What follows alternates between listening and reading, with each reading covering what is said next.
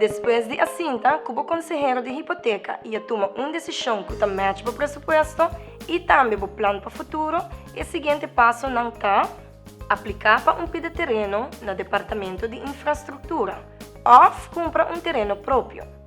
Laga traga mapa de bocas, entregar o mapa de casa na DOE para aprovação. Traga taxado de reporte de mapa de construção e pede contratista para quotation de construção. Aplicar para a hipoteca na Aruba Bank. E se você ter de seguro, aplicar para seguro de vida, candela e acidente personal. Firma acordo de préstamo na Aruba Bank. Firma acto de hipoteca na oficina de notário. Chega a acordo com o contratista para fecha para começar a construir. E suma para a primeira fase de construção, o guarda depositar riba por conta de uma vez que o permisso de construção está aprovado.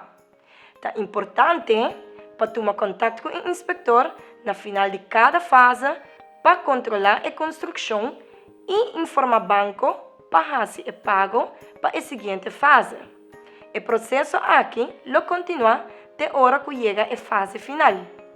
O primeiro pago de hipoteca lo inicia luna depois de a fase final. Se você tem qualquer outra pergunta, por tomar contato com o consejero de hipoteca.